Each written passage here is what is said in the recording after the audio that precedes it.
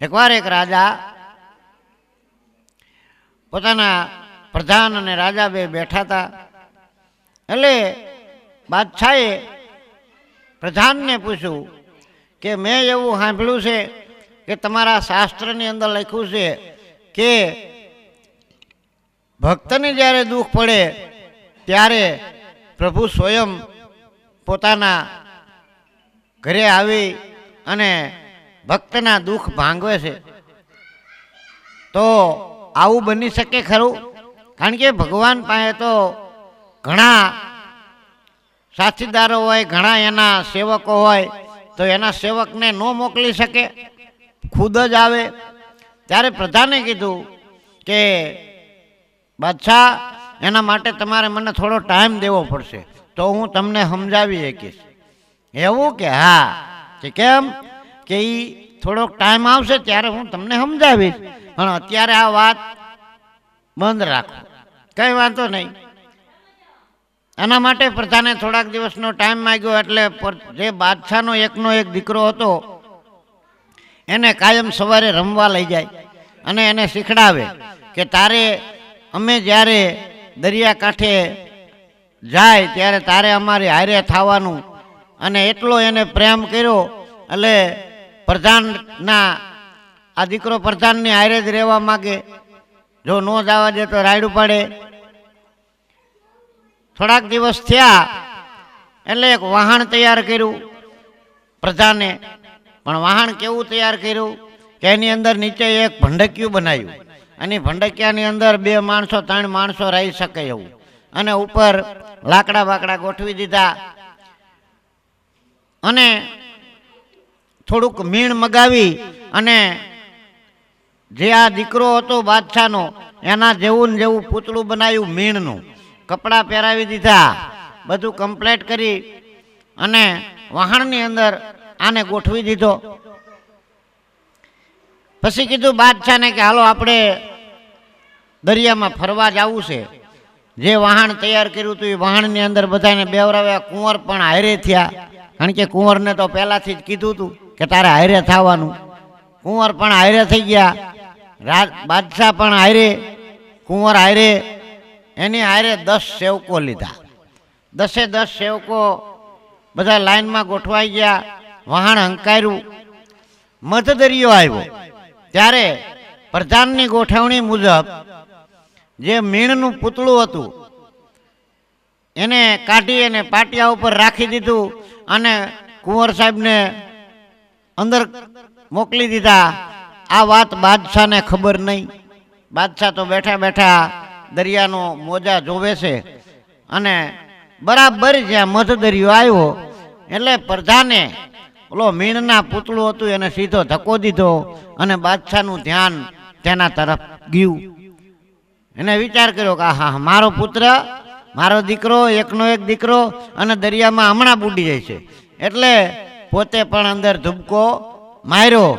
ધુબકો મારતાની સાથે જ હવે આને એકને તરવાનું તો કાંઈ ખબર પડે નહીં. એની પાછળ બીજા 2-3 જણાને રાખ્યા. બાદશાહને બહાર કાઢ્યા, ઓલા કુંવર સાહેબને પણ બથ ભરીને બહાર કાઢ્યા. પછી પ્રધાને કીધું કે બાદશાહ, કે હા, કે તમે મને એકવાર પ્રશ્ન કર્યો હતો, શું કે ભક્તને દુઃખ પડે ત્યારે ખુદ થોડા આવે, એ તો બીજાને મોકલી દે ને એના સેવકને. તો આજ આ કુંવર સાહેબ પીડ્યા તો પાછળ તમે કેમ પીડ્યા? કારણ કે આ બધા સેવકો જે તો આપણી હારે 10 સેવકો હતા, તો ગમે એ સેવકને તમારે કહી દેવાય ને. એટલે બાદશાહ કીધું કે પણ આ તો મારો દીકરો હતો, મને એનું જેટલું પેટમાં બળે એટલું થોડું આવડા અને બળે, અને હું એને કહેવા જાઉં તો વાર લાગી જાય, ત્યાં તો મારા કુંવરનું કાંઈક તકલીફ પડી જાય. એટલે પ્રધાને કીધું કે જુઓ બાદશાહ, આ ખરેખર તમારો કુંવર એ નથી, કારણ કે આ તો એક મીણનું પૂતળું બનાવ્યું હતું. તમારો કુંવર તો અંદર છે. એમ કરી અને પાટિયા આગા કરી અને ભંડકિયું ખોલ્યું તો કુંવર એની અંદર બેઠા બેઠા આરામ કરતા હતા. અને ઓલા મીણના પૂતળાને કપડાં કાઢી અને બાદશાહને બતાવ્યા કે જો આ મીણનું પૂતળું, હવે તમને ખબર નથી કે આ મારો દીકરો નથી, પણ એના જેવું આબેહૂબ મેં બનાવ્યું હતું.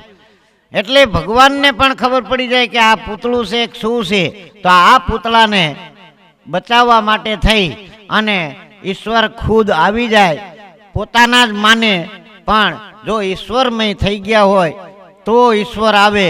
બાકી ખોટે ખોટી માળાયું ફેરવીને ખોટા ખોટા ટીલા ટપકા કરીને ફરતા હોય તો ઈશ્વરને પણ ખબર પડી જાય કે આ તો મન હવા દે માળા કરે છે ને ગળા હવા દે ગાય, એને કાંઈ ભક્તિ ન કરી કહેવાય. કારણ કે બીજાનું જોઈને તમે જે કરો, ફલાણાએ આમ કર્યું હું આમ કરું, ઠીકડાએ આમ કર્યું હું આમ કરું, એવાથી ભગવાન રીઝાતા નથી. 2.5 અક્ષર પ્રેમ કે પઢેસો પંડિત હોય, પ્રેમ બધાને પણ પ્રેમ કરો, ઈશ્વરને જેમ પ્રેમ કરો છો. દરેકની અંદર ઈશ્વર જોવો, દરેકની અંદર.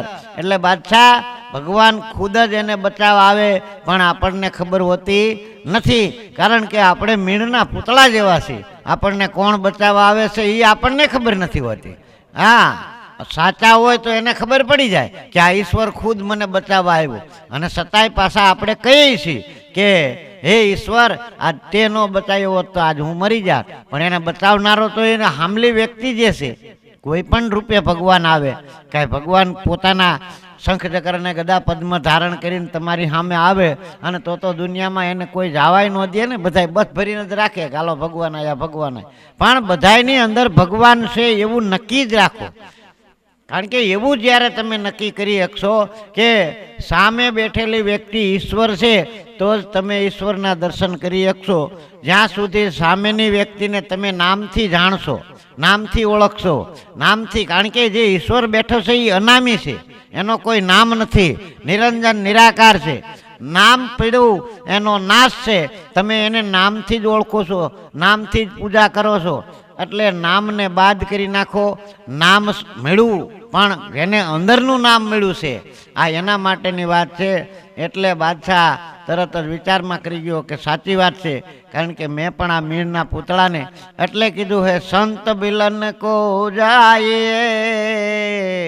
તજી માન મોય અભિમાન, જ્યું જ્યું આગે પાવ બડે કોટી અગ્ન સમાન.